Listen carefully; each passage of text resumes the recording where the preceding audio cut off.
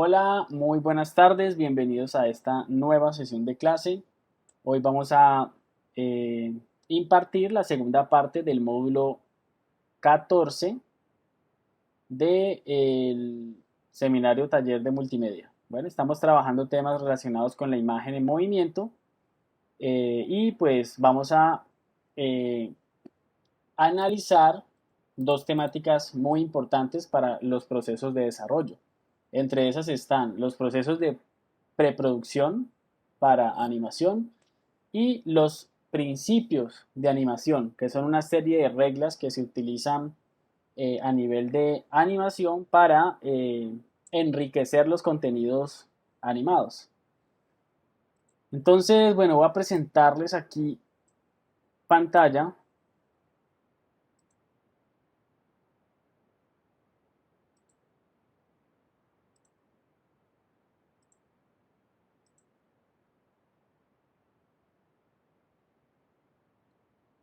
Y pues bueno, es probable que ustedes conozcan que para el desarrollo de contenidos animados se requieren unas etapas precisamente que se tienen que cumplir, ¿no? Es como una especie de paso a paso, ¿no? Entonces, ¿cuáles son las principales etapas? Son estas cuatro que ustedes ven ahí. Entonces es normal hablar de preproducción, producción y postproducción, ¿ya? Es probable que ustedes lo hayan escuchado. Si no lo han escuchado, pues bueno, ¿qué tienen en común estas palabras? Pues básicamente la parte de producción, o sea que en todas hay que desarrollar una serie de actividades. El pre siempre significa antes de, ¿no? Y el post significa, por supuesto, después de la parte de producción. Entonces, específicamente en animación, la parte de preproducción es cuando nace la idea, el guión, cuando se determina el diseño de los personajes, se comienzan a prototipar, a utilizar estereotipos, arquetipos, para darle una personalidad a las personas que van a estar o a los personajes que van a ser parte de ese universo.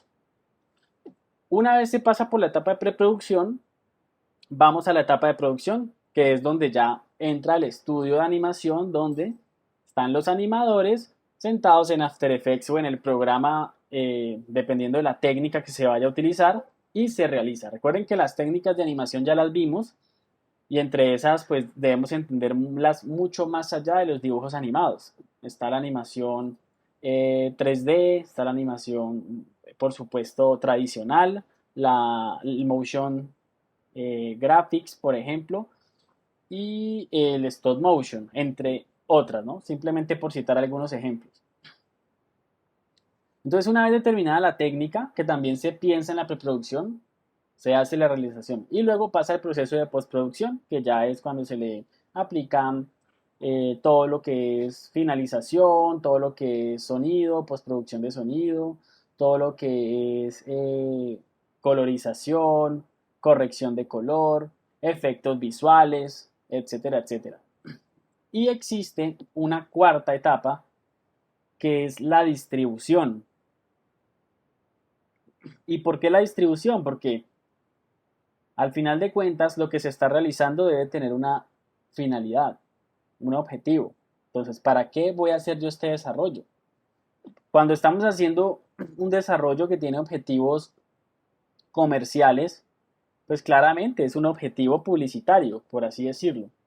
Cuando estamos haciendo un corto animado dentro de la estructura de cine independiente, la distribución es dónde voy o hacia dónde voy yo a apuntar que se va a proyectar mi producto.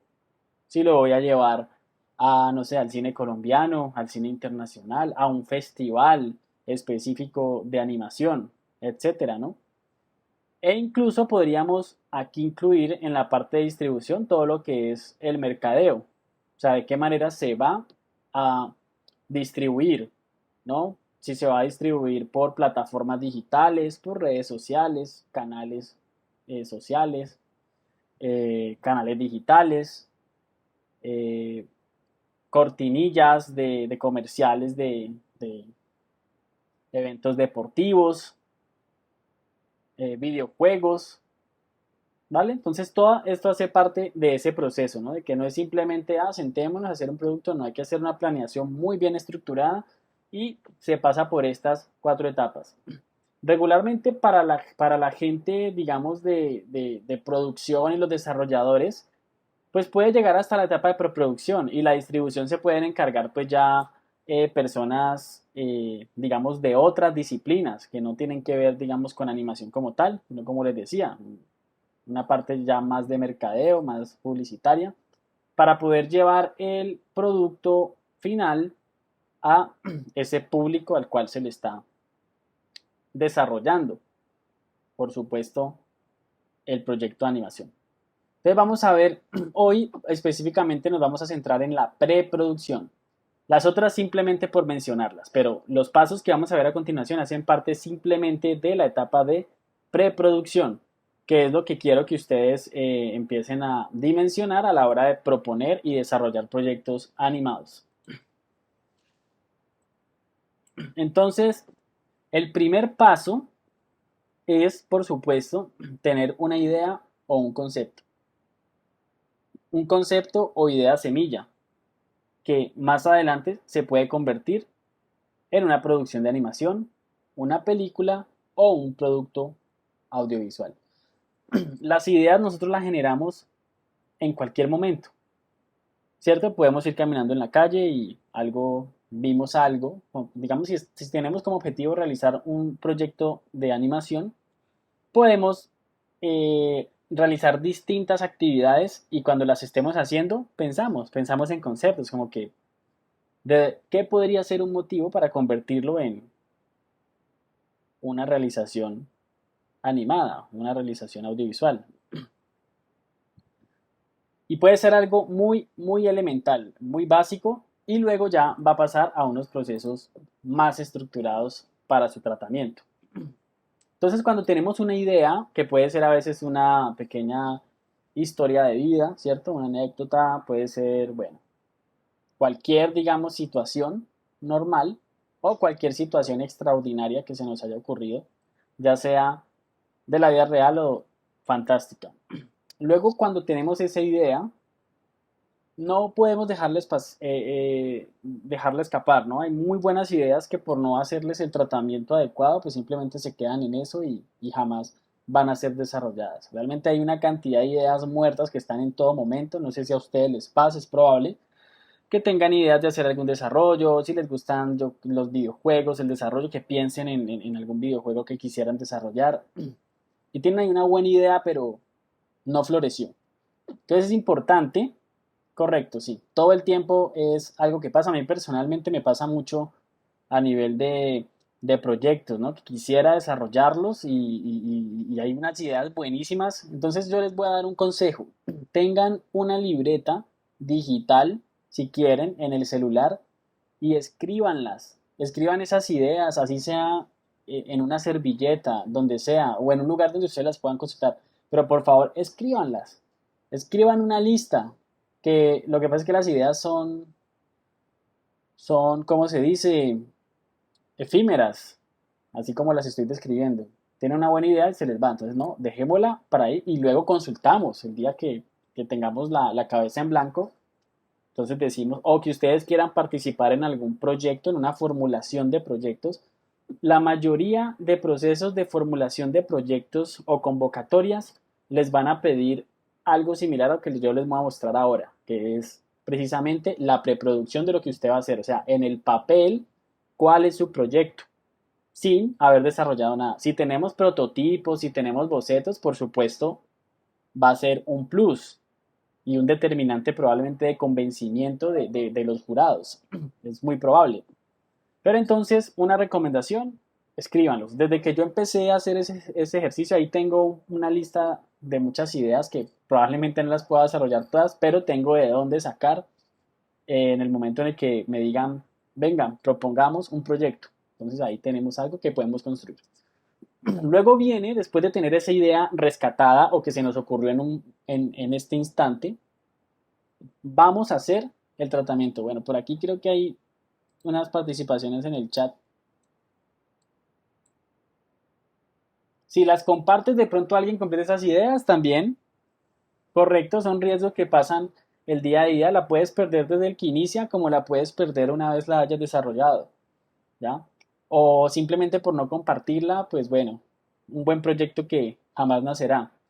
Pero hay que tener claro eso. Las ideas finalmente no terminan siendo de quien las, al quien se le ocurrió, sino de quien las ejecuta. O sea que hay que ser ejecutivos, por supuesto. Entonces, muy buen aporte. Pero es cierto, ¿no? Se corren esos riesgos, pero por supuesto hay que saber con quién compartirlas también. Entonces, una vez tenemos la idea, ya pasamos a un tratamiento donde hacemos una propuesta más completa con una como una descripción de una película o una sinopsis. ¿Ya? Cuando ustedes están viendo Netflix o están viendo Amazon o, bueno, el proveedor de video streaming o la película que ustedes quieran ver, regularmente tiene una sinopsis, una descripción muy general, ¿cierto? Que más o menos nos da una idea de qué va a tratar. Entonces, podemos desarrollar eso. Desarrollamos una descripción más completa para que sea de fácil entendimiento, ya para socializarla con otras personas que van a ser parte de nuestro equipo, ¿ya?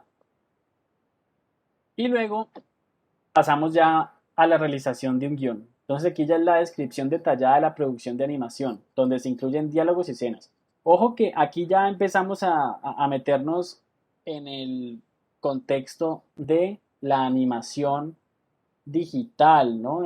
Específicamente, aquí, cuando decía del tratamiento de ideas, puede ser general para cualquier proyecto, llámese apps, llámese videojuegos, etcétera. El tratamiento también hasta ahí, pero ya cuando empezamos a desarrollar los siguientes, si bien en los otros campos como el de los videojuegos pueden existir otras etapas con otros nombres distintos, pues ya no corresponden en sí a estos mismos formatos. Entonces, recuerden que para animación nosotros hablamos es de un lenguaje, una narrativa audiovisual y que al final de cuentas la animación es una multimedia lineal porque no tiene nada de interactividad. Bueno, simplemente tiene una narrativa lineal que da de principio a fin, así como el libro escrito. Entonces, por eso el tratamiento termina en un guión, que es donde se hace la descripción detallada de la producción de animación y se incluyen diálogos y escenas. O sea que aquí nosotros tenemos, como decir, el cuento de varias páginas o el archivo en Word contándonos toda la historia que se va a desarrollar. O el libro, ¿ya? Muchas veces está como como esa equivalencia, ¿no? Como que el guión es el equivalente pues a un libro, porque en el libro nos están contando escenas y hay espacio para el diálogo, ¿no? Aparecen los personajes conversando. Entonces, aquí ya es un formato más estructurado donde, por supuesto, por medio de diálogos y descripciones de escenas, ya nosotros determinamos muy bien cuál va a ser la narrativa y toda la historia que va a tener nuestro producto y los personajes y demás. O sea que aquí se determina todo. Una vez tenemos ese guión que hemos analizado, que hemos debatido, que hemos socializado con distintos grupos, etcétera, y ya le damos, por supuesto, una aprobación, ya pasamos a la realización de un guión técnico, que ya es algo más esquemático. El guión técnico ofrece todas las indicaciones para poder realizar el proyecto. Contiene la descripción de las acciones, de los actores, los diálogos, si hay efectos, la música, los ambientes, los universos e incluso las características para pues, realizar características o notas de realización, ¿ya? Pequeñas notas importantes para tener en cuenta a la hora de realizar o desarrollarlos. Lo que ven ustedes aquí abajo es un ejemplo de guión técnico. Entonces es como hacer en forma de escaleta o en forma, como pueden ver aquí, de una estructura o gráfica, incluso una tabla, donde se empieza a desglosar cada una de las escenas. Entonces, escena 1 entra el personaje, está tocando un instrumento musical, etcétera, etcétera, etcétera, y luego empieza a desarrollarse toda la historia. Y como pueden ver, hay unas cajas que nos determinan información precisamente de temas técnicos, de los planos que se van a manejar, los puntos de vista, si hay alguna nota técnica que se deba tener en cuenta con respecto a modo de realización. Hasta aquí aplica mucho también para los productos audiovisuales que no son de animación, sino para cine o para televisión. Entonces miren todos los pasos que tenemos y hasta ahora solamente tenemos una tablita con una serie de escenas, ¿cierto? No tenemos más. ¿Para qué nos sirve ese guión técnico? Para pasarlo a un equipo de ilustración o de ilustradores, ¿cierto? Personas que tengan la capacidad de representar el lenguaje escrito en un lenguaje gráfico. Entonces aquí aparece el storyboard, ¿ya? O guión gráfico también se le llama así, que es básicamente convertir el guión técnico en un lenguaje de viñetas como los cómics, como las tiras cómicas. Entonces, en animación es un paso muy importante porque se incluyen las escenas y las tomas de cada una de ellas, contiene información de cómo van a ser animadas. Y es muy importante porque ya pues se le empieza a dar descripción general a los animadores, que posteriormente van a pasar a un proceso de construcción de un pequeño formato de animación que se llama Animatic, donde se representa la animación con trazos muy ligeros y muy rápidos, mezclados con sonido para dar un producto muy cercano a la intención que tenga nuestro proyecto de animación. Entonces, el que están viendo ustedes aquí es, sé que lo reconocen, se trata de Aladdin, es un storyboard de Aladdin realizado por Disney, donde si analizan en detalle, miren que los personajes ni siquiera son los definitivos.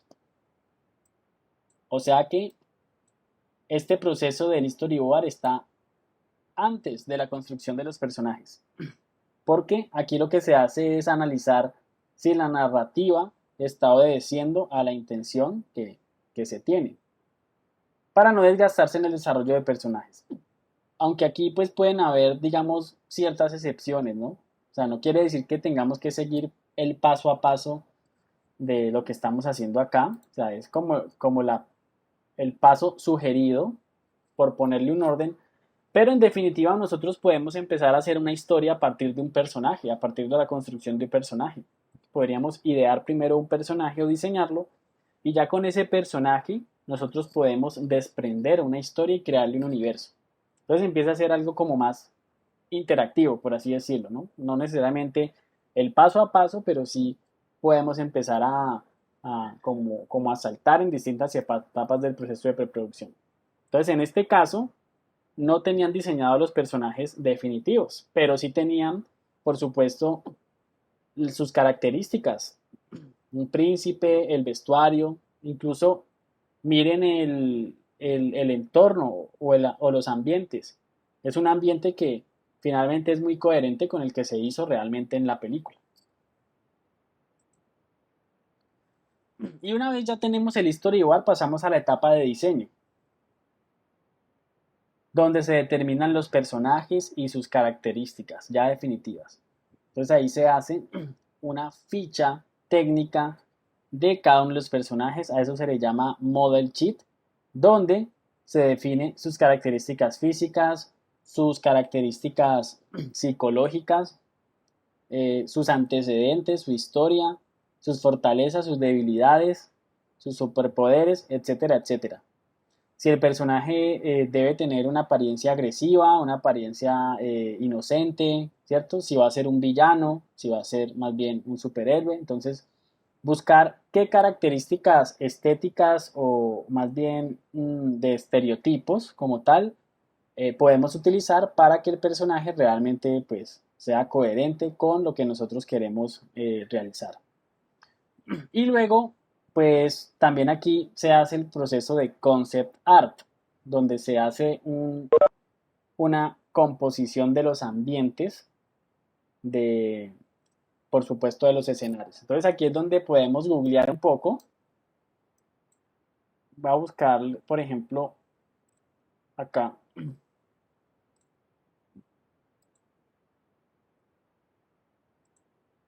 concept art.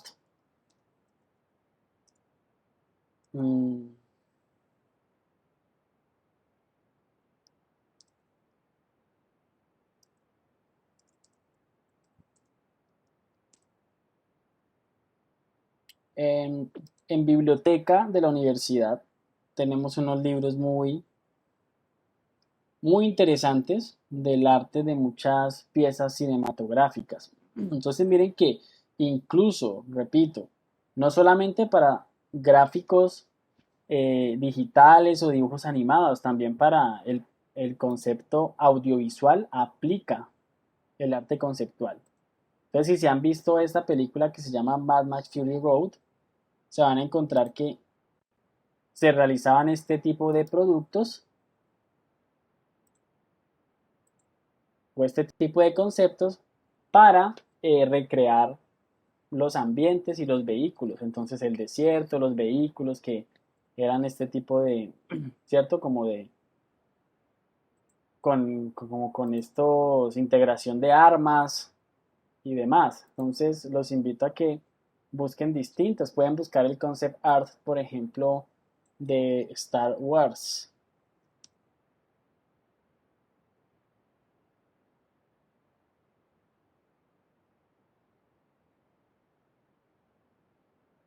Y son representaciones gráficas que van a determinar luego la construcción de esos universos, ya sea de forma física o de forma digital, de manera digital. ¿Por qué se utiliza? Precisamente pues para no hacer pruebas innecesarias y demoradas. Por eso se utiliza mucho el dibujo y la ilustración, porque por medio de un trazo yo puedo hacer un boceto rápido, determinar los ambientes y luego si ya pasamos a una construcción más sofisticada en los procesos de animación. Entonces, busquen muchas referencias de arte conceptual para que tengan una idea. Eh, con respecto a los personajes, lo que les decía es que se crea un model sheet o un character sheet, también se le llama así, ¿no? Character.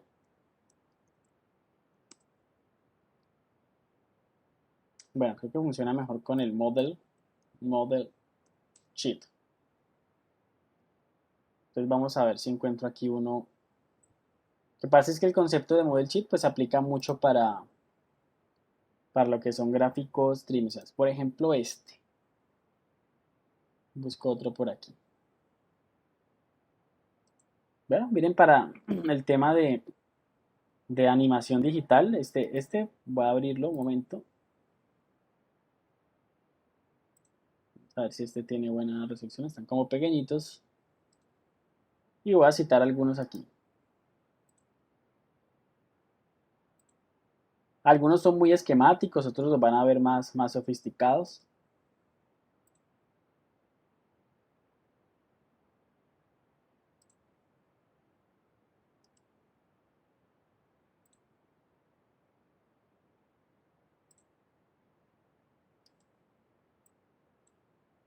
Listo, vamos a ver algunos que tengo por aquí. Bueno, entonces aquí tienen una hoja de estilo de los personajes donde va a estar en distintas posiciones, incluso con distintos gestos. Perdón porque se vea tan pequeño, pero pues es una representación de, de un model sheet que puede funcionar para animación de recortes realizada de forma digital. Esto también hace parte de un model sheet, que es mostrar las distintas expresiones que va a tener ese personaje. Eso le da información a los animadores para cuando en el guión dice en esta escena, pues los dos personajes van a discutir. Entonces miramos a ver cuáles son los gestos de cuando el personaje está enojado, cuando está feliz, pues para que siempre tengan la misma personalidad, ¿ya? Entonces es como un manual que se tiene, al cual se tiene que acceder para que el personaje tenga su propia identidad. Miren aquí el caso del boceto de Mickey, ¿no?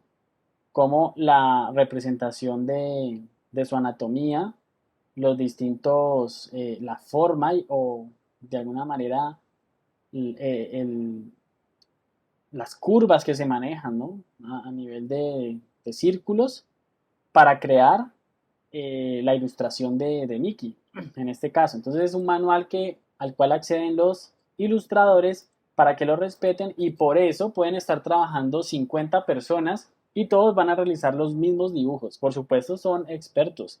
Tienen que ser expertos en ilustración y los expertos lo logran perfectamente utilizando un model sheet. Miren aquí, se suele utilizar este formato, creo que aquí también está en el caso de Bart, donde ustedes cuando estén diseñando un personaje deben realizarle varias posiciones, que es precisamente la posición de frente, la posición de perfil y la posición desde atrás.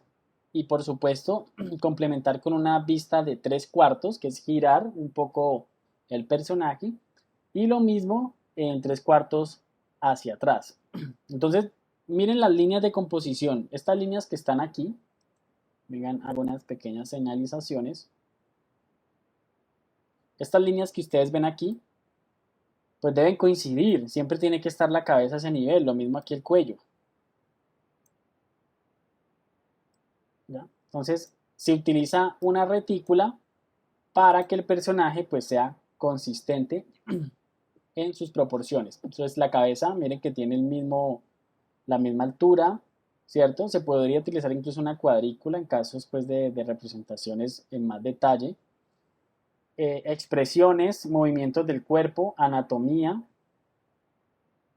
Y esto es lo que se le pasa al ilustrador para que él, cuando tenga que hacer un giro de Homero, pues listo, vamos a hacer entonces el giro va a girar la cabeza, entonces así se ve la cabeza de frente y justo cuando va a mirar hacia atrás, entonces empezamos a hacer esta variación a nivel del dibujo.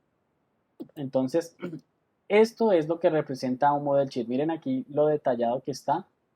3/4, perfil, 3/4 y totalmente en la vista posterior. Entonces, para que lo tengan presente de cuáles son esos documentos que representan a la parte del diseño de los personajes y al arte conceptual. El arte conceptual muy enfocado hacia el universo y el diseño pues a todos los personajes y ojo que no solamente el personaje sino todos los accesorios que él tenga, ¿ya? Como armas, vestuario, etcétera. Bueno, una vez ya se tiene el guión gráfico, se hace también la grabación de audio, ¿no? El diálogo de los personajes y los sonidos de referencia son grabados. No es necesario incluir música en esta etapa, ¿no? La parte de música se deja regularmente para los procesos de postproducción, pero ¿por qué sí es importante hacer grabación de audio? Primero porque ya se tiene un guión técnico, o sea que se pueden estar haciendo trabajos en simultáneo. Mientras se están grabando diálogos, se puede estar haciendo construcción de personajes ya a nivel de diseño, como lo que acabamos de ver anteriormente. ¿Listo? Y una vez ya se tiene el audio, podemos hacer prototipos de animatics como este que les voy a mostrar aquí. Entonces, al final del proceso de preproducción, termina en un animatic y en un storyboard, ¿no? El storyboard sirve para hacer anotaciones específicas, para hacer cambios, etcétera, modificaciones, para hacer sintaxis, que es eliminar escenas o cortar o incluir otras, pero al final terminan presentándose en un animatic antes de hacer procesos de animación. Entonces, miremos algunos ejemplos de animatics donde van a ver pues animaciones muy elementales utilizando solamente unos cuantos cuadros de animación, porque se tiene que ser lo suficientemente representativo a nivel narrativo, pero a su vez no debe demandar mucho proceso de desarrollo, porque estamos en preproducción, o sea, en este momento nuestro proyecto le pueden decir no es viable. Definitivamente la historia no nos convence, entonces no vamos a financiar tu proyecto o no vamos a seguir adelante. Entonces el animatic debe tener toda esa facultad de poder conversar narrativamente, sobre todo, o sea, por encima de la parte estética. Entonces ahí hay que buscar un buen equilibrio, porque si le agregamos mucha estética podemos hacer un producto demasiado sofisticado y demorado y no tenemos las garantías. Entonces más bien lo hacemos con un buen equilibrio. Si ya nos dan la luz verde para continuar, ahí sí ya equipos de producción, presupuestos y empecemos a realizar nuestro proyecto. Entonces miremos un ejemplo de animática.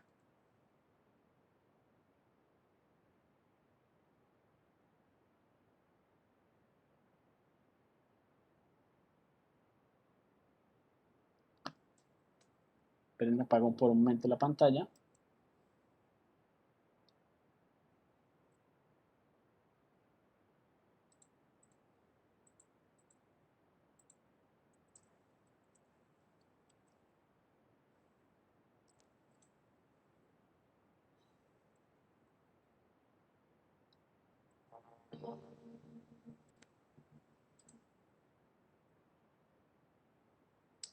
Listo, disculpen, voy a compartir nuevamente, pero optimizado para video para que se pueda visualizar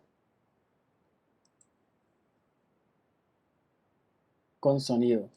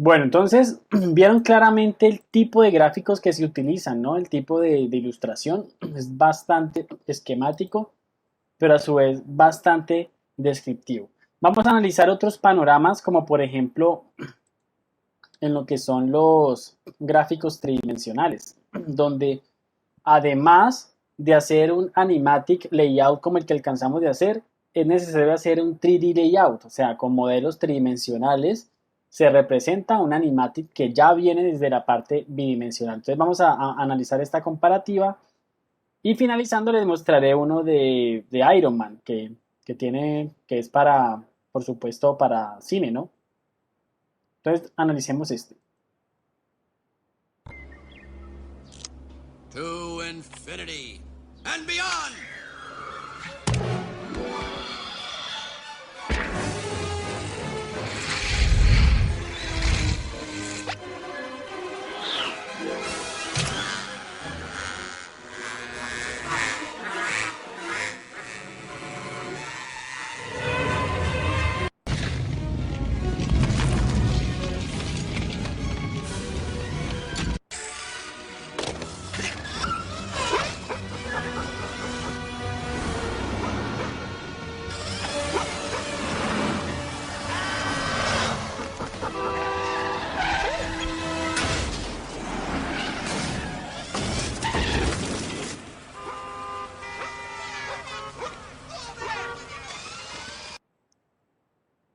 Entonces, vieron cómo el que está arriba era una representación bastante esquemática, pero ya utilizaba gráficos tridimensionales, pero como pudieron ver no tenía muchísimos detalles, o sea que, y acá aparecía el render final, que es el que se va a demorar muchísimo tiempo en producirse.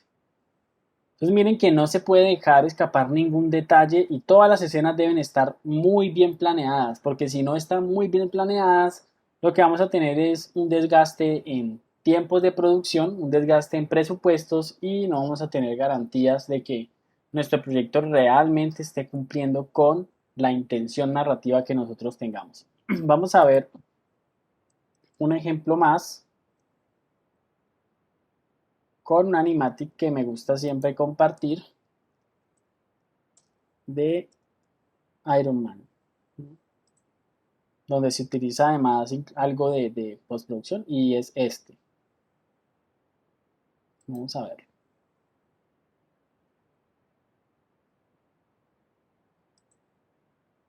Se cambió a mi cuenta.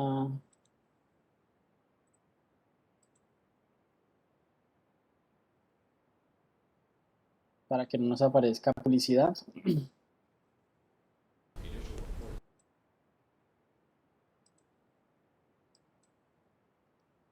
Entonces miremos este animatic.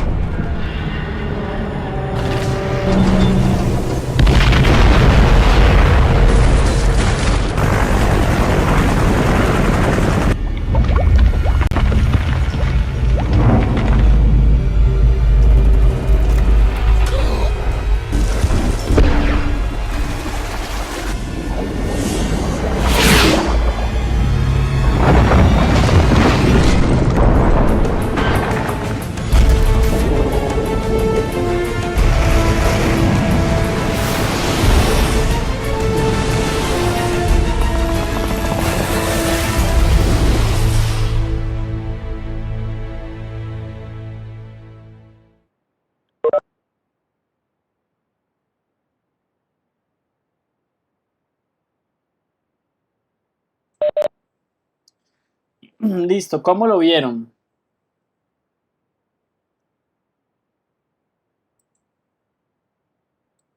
Bueno, no sé, les pregunto, es que no recuerdo bien, la escena creo que sí está en la película, ¿cierto? ¿O no? Creo que sí, Sí, ¿no? profe. Sí, cuando le destruyen la casa a Stark, ¿no? Entonces, miren todo el trabajo que demanda hacer un animatic bien desarrollado, precisamente para no desplegar todo lo que demanda un proceso de producción sin planeación. Entonces, se realizan este tipo de recursos para que, por supuesto, eh, una vez aprobado, ya entra toda la etapa de producción. Entonces, lo que acabaron de ver es otro ejemplo de animatics de los que se realizan para proyectos audiovisuales, ¿no? En este caso, miren que pues hay actores, hay algunas escenas que eran en dibujo, otros planos que eran como objetos también generales en 3D. O sea, una combinación de técnicas para representar muy bien las situaciones. Entonces, quiero que eso es lo que quede claro el día de hoy, que sepan que antes de ustedes empezar con un proceso muy estructurado en la producción, primero hay que pasar por una etapa de preproducción que debe estar muy bien planificada.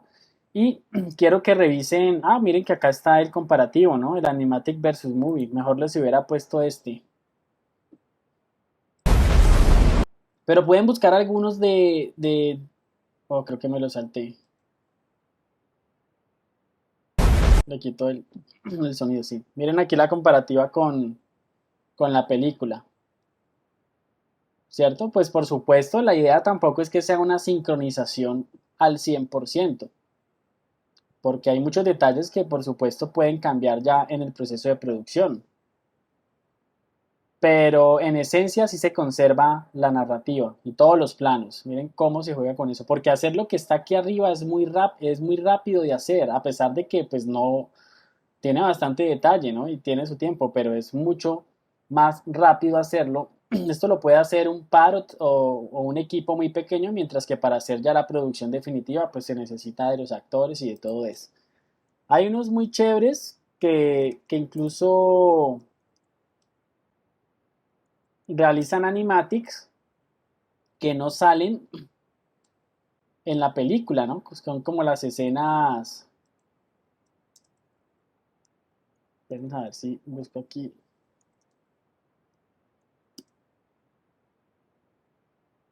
Sí, por ejemplo, hay escenas que se borran desde el animatic. O sea, se realizan pensadas para que van a ser animadas, pero definitivamente por dirección de los directores, ¿cierto?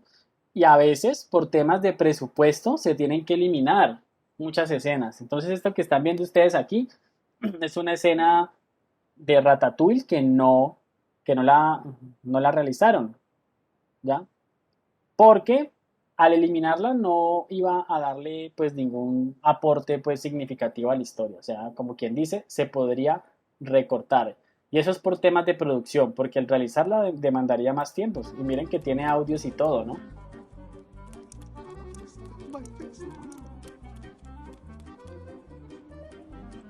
Entonces ahí les dejo como esa pequeña consulta para que verifiquen, busquen animatics de distintos productos, exploren un poco y analicen cómo son los procesos de su desarrollo. Listo, entonces, bueno, vamos a continuar entonces ahora, con los principios de animación. Entonces, regálenme en un momento, preparo aquí la otra presentación.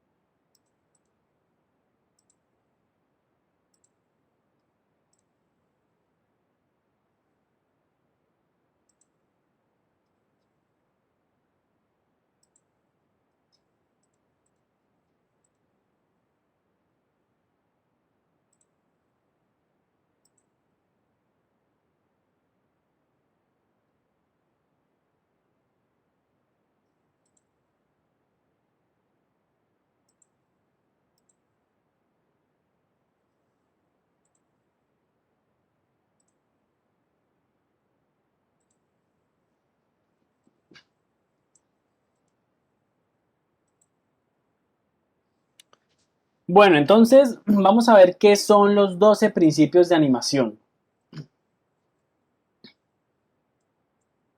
Bueno, los 12 principios de animación fueron creados en los años 30, principalmente por animadores de Disney. Ya nosotros vimos algunos antecedentes donde vimos cómo fueron evolucionando los contenidos animados, ¿cierto? Y ahí citamos muchos de los sinfonías animadas que lanzaba Disney a medida que iba incorporando nuevas técnicas de realización de los dibujos animados. Entonces se trata de una serie de reglas básicas de animación que se utilizaron como base creativa y de producción de dibujos animados en la época. Estos 12 principios ayudaron a que el oficio de la animación pasara de ser algo novedoso a ser una forma de arte. Como ustedes saben, o como yo les expliqué, regularmente las animaciones se hacían a 12 fotogramas por segundo. Entonces, estas técnicas o estos principios, en cierta manera, ayudaban a que en el tiempo que toman esos 12 fotogramas pudiéramos lograr efectos como, por ejemplo, que un movimiento sea más rápido que otro, o que sea exagerado, o que tenga una anticipación. Entonces, miremos los 12 principios. Por mencionar algunos, el primero sería el squash and stretch, es encoger y estirar. Entonces, cuando ustedes vayan a hacer un movimiento, ¿cierto? Una traslación de izquierda a derecha, como la que hicimos en el ejercicio de los tiburones, nosotros podemos evaluar si ese movimiento podemos empezar a incorporar los 12 principios, como hacer una especie de checklist, como decir, bueno, ¿será que queremos que el movimiento tenga como un aspecto más orgánico? Entonces, probablemente cuando se toma bastante velocidad, los objetos tienden a estirarse, ¿no? Y cuando empiezan a frenar, empiezan a encogerse. Entonces, básicamente es dotar a un personaje o a un objeto de un aspecto más orgánico y que los cuerpos tengan una impresión flexible. Sirve para lograr efectos cómicos y dramáticos. Entonces aquí lo vemos, básicamente el ejemplo, ¿no? Vengan, yo cambio de presentación porque estos eran unos GIF y no sé por qué dejaron de ser GIF. Vengan aquí. Me disculpan. Creo que la tengo acá en otro.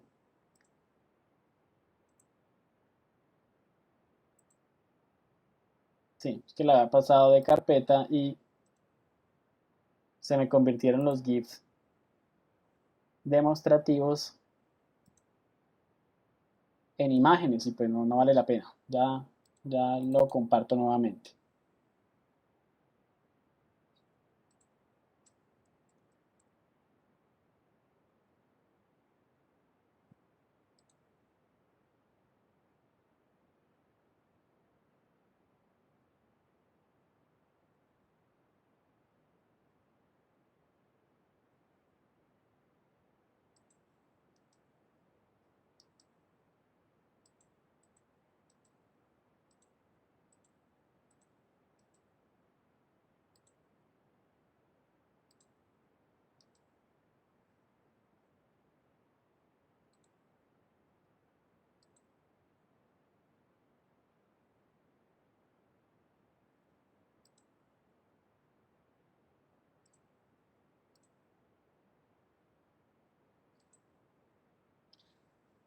Listo, no ha pasado nada. Bueno, mucha atención que al final voy a hacer quiz.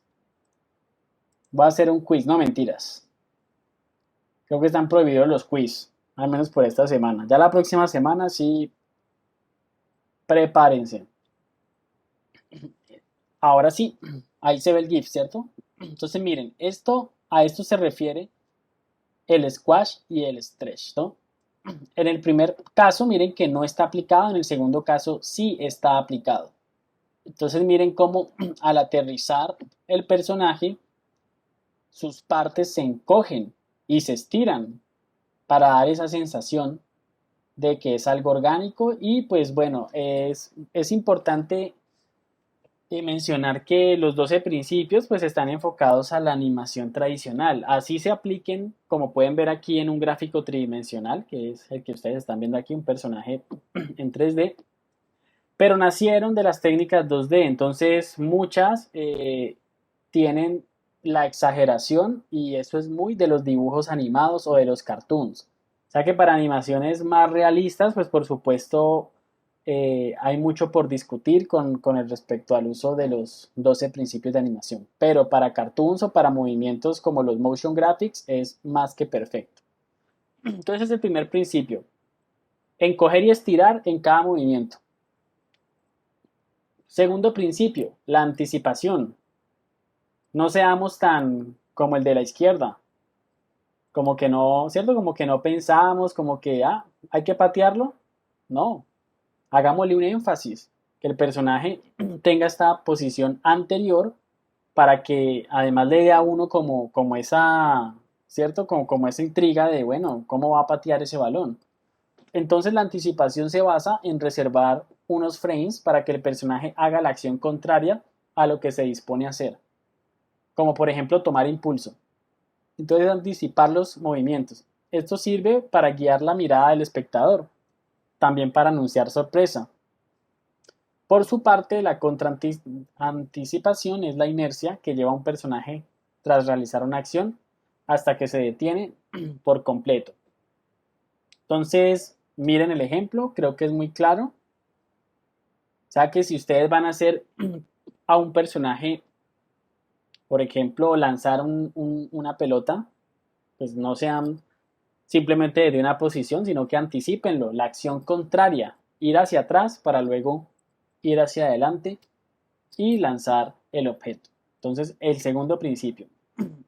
Y estos principios nosotros tenemos que ir combinando, ¿no? Entonces, mientras hago la anticipación, también puedo aplicar algo de squash and stretch, ¿no? O sea, que mientras se va haciendo la acción anticipada, puedo también deformar la anatomía de los dibujos o de los personajes para que tengan ese estiramiento y y el encoger.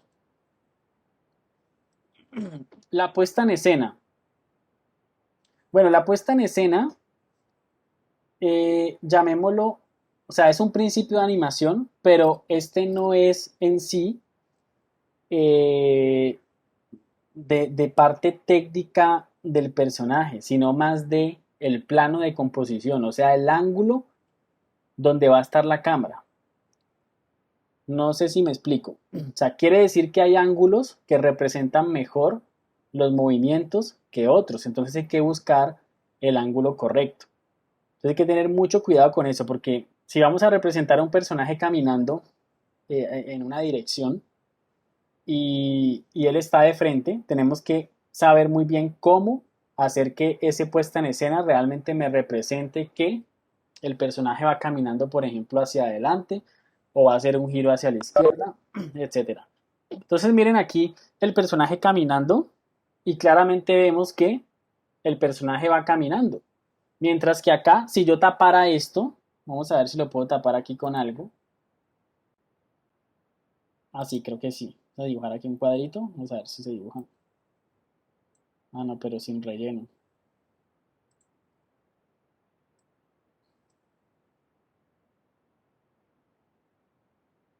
Hagan de cuenta que no lo vieron.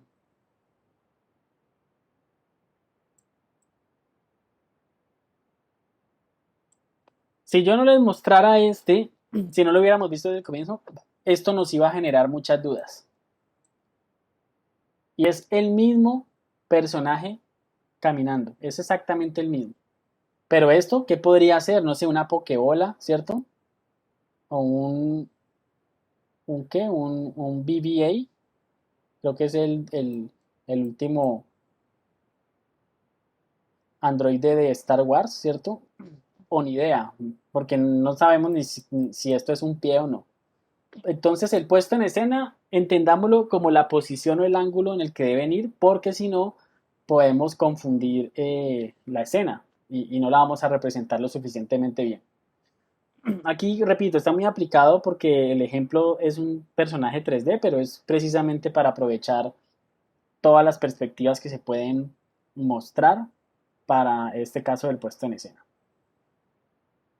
Entonces la descripción dice que el lugar donde colocamos a nuestro personaje o la cámara, así como la silueta de las poses, enriquecerá el aspecto visual de nuestra escena. Si hubiera algún método por el cual basarse sobre si hemos aplicado bien esta ley o no, sería dejar la escena sin luces para poder ver solo la silueta del personaje y si aún se entiende, eh, quiere decir que estamos haciendo una buena puesta en escena. Les explico esa pequeña descripción. Quiere decir que si nosotros dejáramos solamente la silueta, por ejemplo aquí el personaje que pueden ver es una bolita con dos paticas y un piecito, se entiende que es una bolita con dos piecitos, mientras que acá si hacemos la silueta, vemos una bolita y probablemente vemos aquí un piecito como atravesado y esto no nos está diciendo nada. Entonces, esta es una buena forma de comprobar que la puesta en escena, o sea que si tenemos dos personajes hablando, que se note que están los dos personajes hablando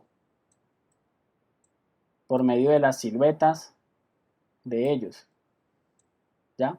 Si pongo un personaje hablando tapando al otro, este delante del otro, como si estuviera en esta posición, el tema comienza a ser mucho más complejo.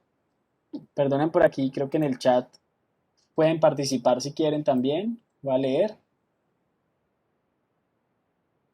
Ah, bueno, dice por aquí Omar, ¿el de la derecha va hacia atrás o hacia adelante?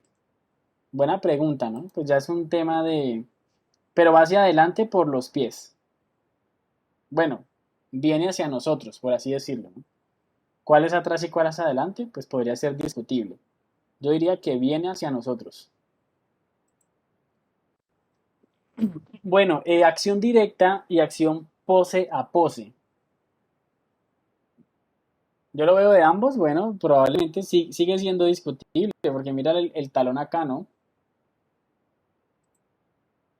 Este es el talón, este que está aquí.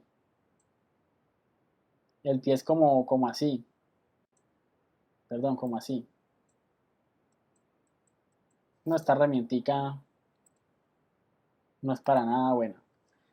Bueno, la acción directa y pose a pose es la acción directa. En la acción directa creamos una acción continua paso a paso hasta concluir una acción impredecible. Y en la acción pose a pose desglosamos los movimientos en series estructuradas de poses clave. La acción directa se distingue por la fluidez del movimiento, proporciona un look fresco, suelto y desenfadado, influye la creatividad. En la acción pose a pose se desarrolla un planteamiento inicial, es una animación más controlada que viene determinada por el número de poses y las poses intermedias. Se pueden mezclar igual entre las dos técnicas. Esta es más bien también como de la parte estética, donde claramente ven aquí pues un movimiento que no es fluido y acá sí está fluido. Afortunadamente en la animación digital la interpolación se encarga de que nosotros tengamos fluidez en el movimiento, precisamente por el cálculo de las poses. Pero en la animación tradicional o fotograma a fotograma sí tenemos que tener un especial cuidado para que no vaya a ocurrir el caso contrario que está acá. Entonces ahí se tiene que utilizar poses intermedias, poses medias y algunas otras de las técnicas eh, de principio de animación para poder hacer un movimiento mucho más fluido. La quinta, acción continuada y acción desfasada. Esto aplica cuando el personaje está interactuando con uno o varios objetos. Entonces regularmente, miren el ejemplo, no sé si notan la diferencia.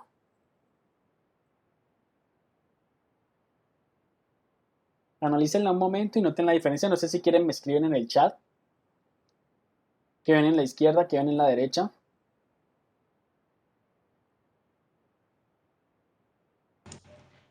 Creo que, creo que en lo que es la izquierda, la imagen es como más lineal, o sea, es como un movimiento como que en conjunto de todas las cosas que hay, porque por lo menos lo que veo es que el balón se mueve justo con el pie.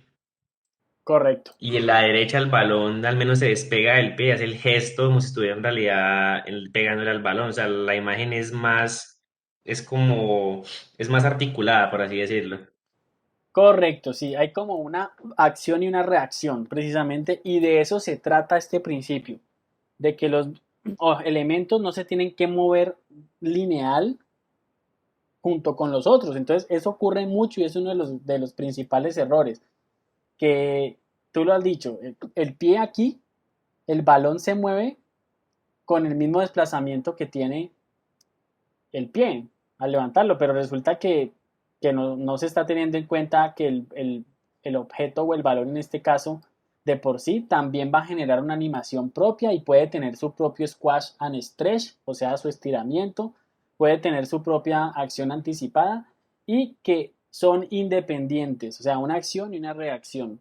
Entonces, importantísimo y muy acertado tu análisis. De eso se trata, básicamente. O sea, tener en cuenta que varios elementos se mueven en momentos distintos, lo que se llama desfase, porque nada es tan perfecto y tan mecánico y tan robótico para que se mueva así tan de forma organizada o de forma ordenada. Bueno, tenemos el easy easy, ¿no? El que vimos la clase pasada, que es la aceleración y la desaceleración, que no hay cuerpos que se muevan en una aceleración constante, sino que vamos a tener distintos momentos. Entonces, las acciones están regidas por una aceleración y una frenada que podrán ser más o menos evidentes de acuerdo a las características del personaje y estilo de animación. Entonces, si es cartoon, pues lo sumamos con exageración también, con estiramientos. Acelerar el centro de la acción mientras se hace más lento el principio y el final de la misma. Bueno, eso se lee un poquito confuso ahí, pero el ejemplo es claro. ¿Ya? Si ven aquí, simplemente es el personaje se está moviendo de forma lineal y se para, bueno, sí tiene squash and stretch aquí en parte, pero el de la derecha, como pueden ver, tiene un poquito más como de ritmo, ¿no? Como que tiene la velocidad, va disminuyendo a medida que va llegando aquí al destino. Entonces aquí es un poco más brusco. Entonces, la aceleración y la desaceleración cuando los objetos se mueven, porque recuerden que si yo estoy de pie y estoy, pues, estoy quieto, si estoy quieto, al momento en el que voy a empezar a correr, pues no tengo la velocidad máxima a la cual yo puedo llegar, sino ya cuando pues esté en cierto momento del recorrido. Y ya cuando voy a frenar tampoco lo puedo hacer así supremamente en seco. Entonces es obedecer a que existen esos comportamientos físicos que generan los movimientos. Los arcos.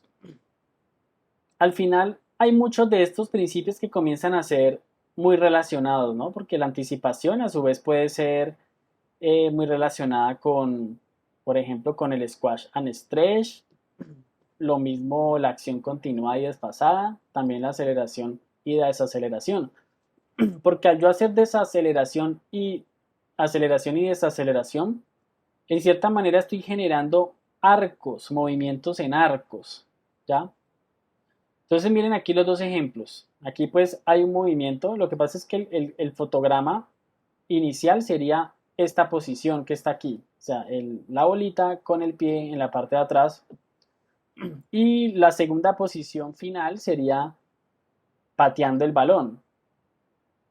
Mientras que aquí, pues por supuesto tenemos la animación en arcos porque nos va generando un círculo. En síntesis es que los movimientos tengan un movimiento circular, así, y no lineal, como lo ven aquí. O sea, no que tenga una dirección, sino que tenga una curva. Entonces, si ustedes van a hacer la animación de una flecha, ¿cierto? Que su trayectoria no sea simplemente así, sino que tenga una trayectoria, por supuesto, que obedezca a los arcos.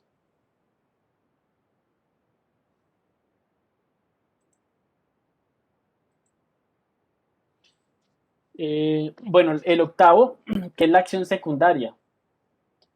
Miren que la acción secundaria tiene relación con la de acción continuada y acción desfasada. Por ejemplo, la acción secundaria es precisamente con la reacción que tienen también los elementos cuando interactúan. Entonces, pequeños movimientos que complementan a la acción dominante son resultado de la acción principal. Entonces, miren aquí un ejemplo. Si tuvieras que animar a un jinete montando a un caballo, ahí hay dos movimientos, el del caballo como tal y el del jinete que está arriba. Entonces, ahí hay momentos distintos y ritmos distintos. Entonces, el vaivén del primero estaría provocado por el galopar del segundo, por lo que esto sería una animación secundaria. Otra animación secundaria es, por ejemplo, el movimiento de una bandera, donde el asta tiene un movimiento y a su vez la tela tiene otro. O, por ejemplo, el cabello. Cuando un personaje está corriendo, está saltando, el cabello va a tener también una acción secundaria. Entonces, ¿qué quiere decir esto? Que analicen su personaje, analicen su anatomía, si tiene sombrero, si tiene cabello largo, si tiene accesorios, si tiene un maletín. O sea que si tiene un maletín y salta, pues el maletín a su vez se va a mover. O si tiene una correa o una capa, si es un superhéroe. Entonces, a eso corresponde la acción secundaria. Que los otros elementos también se comporten con respecto a lo que está realizando el personaje principal. La novena, el timing, que es la noción del tiempo. Esta es la que le da sentido al movimiento, el tiempo que tarda el personaje en realizar una acción, las interrupciones en los movimientos. Aquí se define también el peso del modelo y las sensaciones de escalas y tamaños, pues no tanto del modelo, sino del personaje. ¿Qué quiere decir el timing? Si yo voy con, digamos, con afán, si yo me tomo mi tiempo y sobre todo tomarse el tiempo, que no todos los movimientos son tan inmediatos como nosotros pensamos. ¿Qué quiere decir eso? Que el personaje debe pensar. Entonces, si van a poner a reaccionar a un personaje, digamos, una pelea entre dos personajes, que no sea tan directa, que haya momentos como para analizar, para enojarse, para analizar cuál va a ser el movimiento o el plan que se va a tener para poder seguir con la acción. ¿Ya? Entonces, básicamente esto le da vida y le da sentido a cada uno de los movimientos.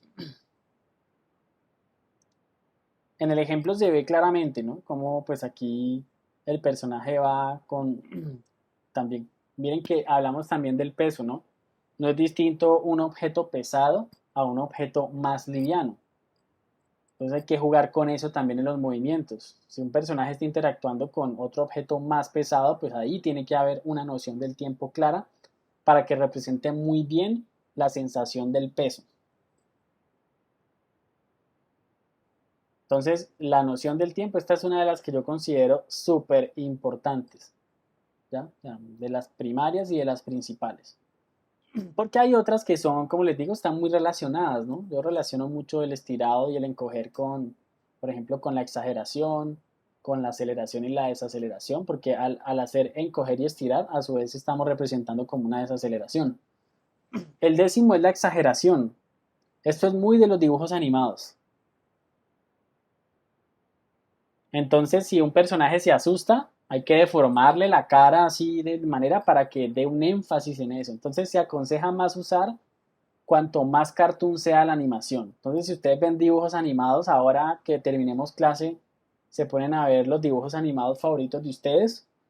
Analicen el comportamiento de ellos y se van a dar cuenta que en cada acción, ya sea de emoción o de enojo o lo que ellos vayan a hacer, hay una exageración bastante marcada. Hagan ese ejercicio y se van a dar cuenta que van a encontrar muchos de los principios que hemos analizado aquí. Esto que hemos analizado aquí fue algo que les tomó desde los años 30 y yo diría hasta los años 70 u 80 a los animadores de Disney. O sea que estamos hablando prácticamente de 50 años de desarrollo, de pruebas, de ilustraciones, de hacer muchas películas. Y nosotros tenemos la ventaja hoy en día de que ellos nos hayan dejado estos 12 principios y ya los podemos aplicar. Y aplicándolos se van a dar cuenta que sus animaciones se van a diferenciar a las de quien no las conozca y no las aplique. Miren que el peso y la profundidad. Evidenciar factores como la gravedad en los movimientos, la estructura, la orientación y la forma. Nosotros que estuvimos animando bueno, animando suena bastante grande la palabra, los tiburones, ¿no? Y no teníamos en cuenta ni la corriente, ni el peso de ellos, que alguno podría nadar más lento porque tiene, por supuesto, una estructura más pesada, ¿no? Entonces es jugar con esto, ¿no? También con la gravedad, con si el personaje es una persona delgada, entonces los movimientos van a ser más ligeros. Si está cargando un elemento pesado, a su vez, entonces que tenga profundidad. Entonces mucho en el caminar se puede llegar a sentir la profundidad, ¿ya? Cuando camina un gigante es muy distinto a cuando camina de pronto otro personaje. Ese sería el onceavo. Y el doceavo es algo, este también, este es de estética. Y es básicamente acting, actuación y personalidad. Sobre todo, proporcionar a el personaje de conexión emocional con el espectador. Entonces se trata de darle personalidad, darle vida al personaje, que sea coherente con sus movimientos. Este sería como el ingrediente final y especial para que el personaje realmente cobre vida, porque al final la animación es eso, es darle vida a objetos o personajes inanimados, o sea, cosas que no están vivas. Entonces, este sería el doceavo y hay que aplicarlo. Entonces, que sienta, que tenga sentimientos, que tenga momentos de felicidad, ¿cierto? Momentos de tristeza, momentos de euforia, etcétera, etcétera. ¿Ya? Que se asusta, ¿cierto? Entonces, hacer actuar el personaje. Hay unas recomendaciones que, digamos, se les hacen a los animadores y, por ejemplo, es que reconozcan las habilidades que tienen los actores. Entonces, cuando un animador tiene digamos como tiene, llamémoslo, actitudes o habilidades de actuación, eso a su vez juega un papel muy a favor. Y muchos precisamente toman cursos de actuación, porque los actores tienen esa facilidad, ¿no? Por medio de sus expresiones faciales, de su expresión corporal, ellos pueden representar mejor las situaciones, porque es su profesión. Entonces nosotros tenemos que llevar esas técnicas de expresión corporal, facial, a estos personajes para que ellos a su vez representen muy bien las acciones que están consignadas en ese guión técnico. Y listo, no sé si tienen alguna pregunta, chicos, con respecto a los principios, todos les quedaron claros. Hay muchos que son, en cierta manera, como empiezan a ser ambiguos, ¿no? Entonces podríamos incluso como depurar y al final yo les podría recomendar la puesta en escena, la cámara es vital, o sea, la posición del plano es muy descriptiva, o sea, si ustedes miran, por ejemplo, Los Caballeros del Zodiaco, que es el anime, no sé si, creo que lo deben conocer, ¿no? Ese era mi, el programa favorito, yo creo, y aún lo sigue siendo.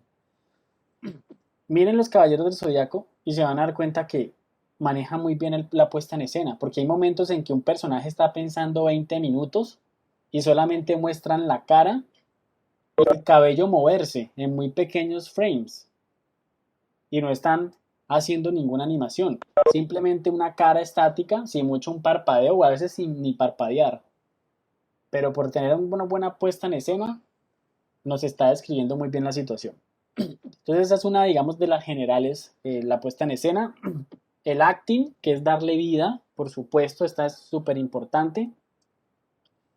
Y eh, digamos que la aceleración y el squash and stretch. Ya lo demás viene siendo precisamente un tema más ambiguo porque al final la aceleración genera arcos, ¿cierto? El squash and stretch genera arcos en sí. Las acciones secundarias, pues por supuesto, se tiene que tener también el squash and stress, el acting, la noción del tiempo y el timing, ¿ya? Ya que ahí les mencioné como 5 importantes sobre todas las demás.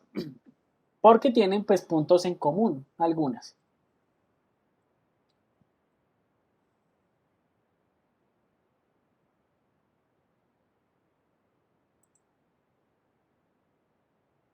Y listo, muchachos. Bueno, nos queda media hora. Realmente pues es como si nos hubiera rendido el tiempo.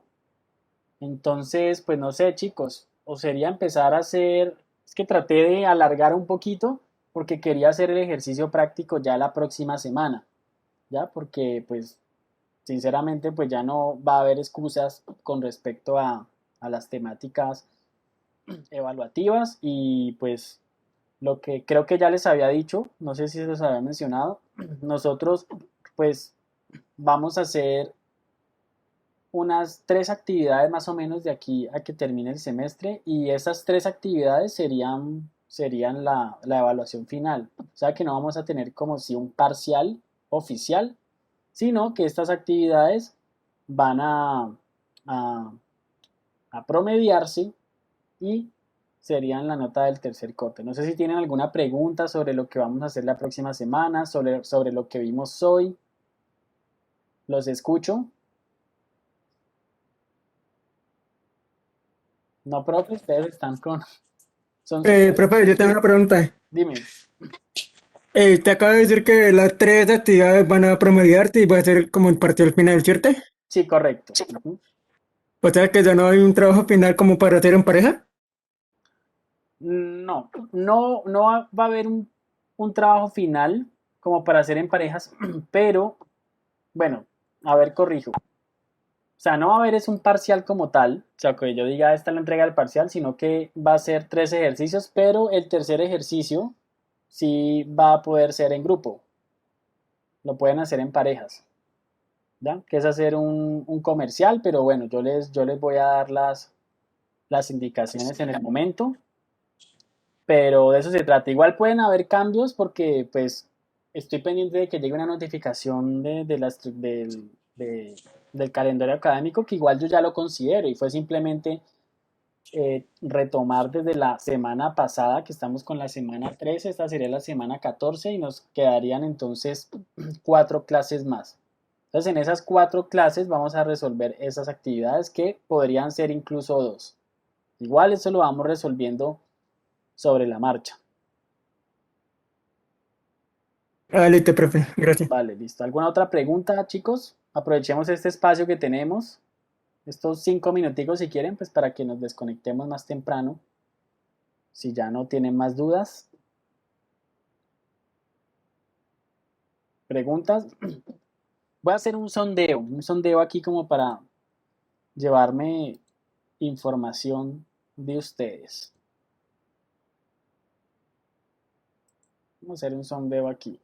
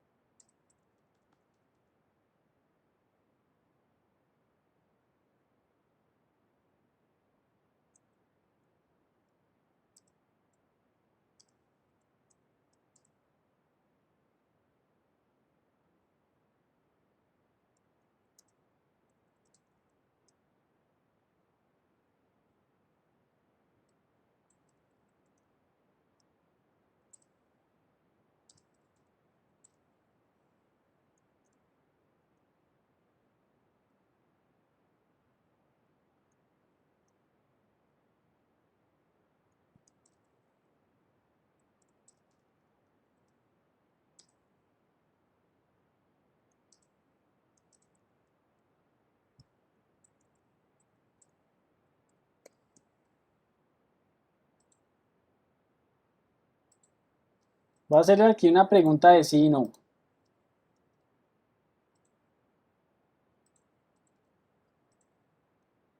para ver si están despiertos, están dormidos. Ok.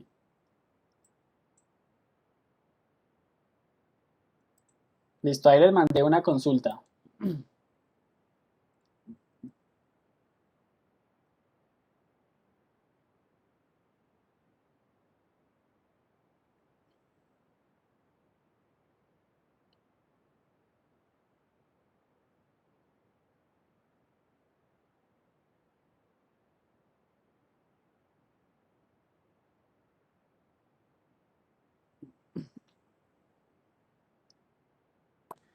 Profe, pero eso, pues, ¿quería como esa pregunta antes de la clase o después?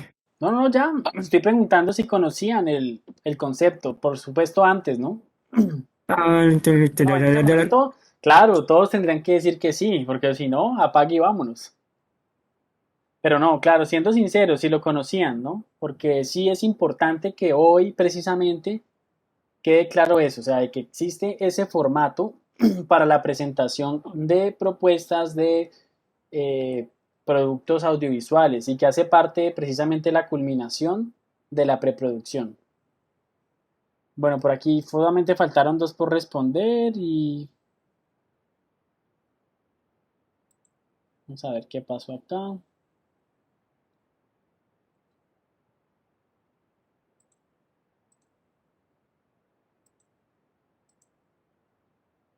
El 56% dijo que no y pues que sí el 31%, ¿ya? Porque pues sé que muchos están involucrados ya con procesos de producción audiovisual.